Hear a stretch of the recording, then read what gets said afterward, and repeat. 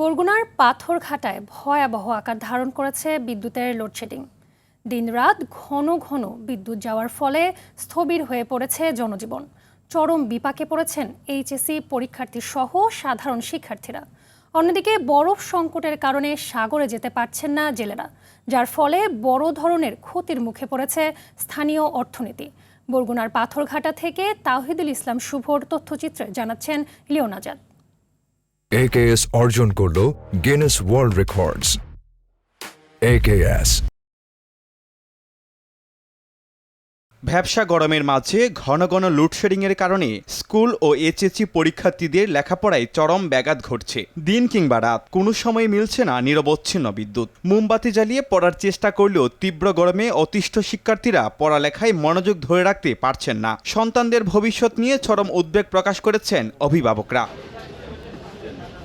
পাথরঘাটার প্রায় ৭০% মানুষ মৎস্য পেশার সাথে সম্পৃক্ত, কিন্তু ঘন্টার পর ঘন্টা বিদ্যুৎ না থাকায় বরফকলগুলোতে উৎপাদন মারাত্মকভাবে ব্যাহত হচ্ছে।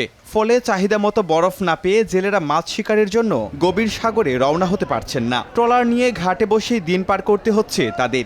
এতে কোটি কোটি টাকার লোকসানের শঙ্কায় দিন কাটাচ্ছেন ট্রলার মালিক ও জেলেরা। ক্লাসে বাচ্চারা ক্লাস করতে পারে না, তারা ঘেমে অস্থির হয়ে যায়, বাসায় তারা পড়াশোনা করতে পারে না, পড়া টেবিলে যাইতে পারে না, বাসায় বিদ্যুৎ থাকে না। দ্বিতীয় বৃহত্তম মৎস্য কেন্দ্র পাথরঘাটায়।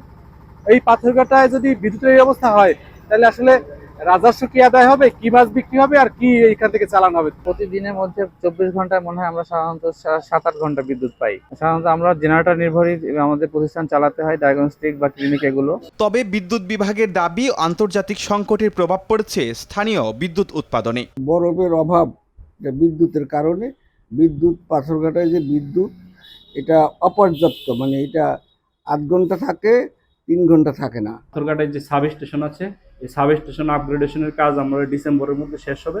এটা হয়ে গেলে আমাদের ভোল্টেজের যে সমস্যা, এই সমস্যাটা সমাধান হবে। আরও কিছু আমরা উন্নয়নমূলক কাজ ইতিমধ্যে হচ্ছে, এটার সুফল আপনারা পাবেন। তীব্র এই লোডশেডিং ও বরফ সংকট থেকে দ্রুত মুক্তি চান পাথরঘাটাবাসী। সংশ্লিষ্ট কর্তৃপক্ষ দ্রুত কার্যকর পদক্ষেপ নেবে, এমনটাই প্রত্যাশা সকলের। লিওন আজাদ, RTV।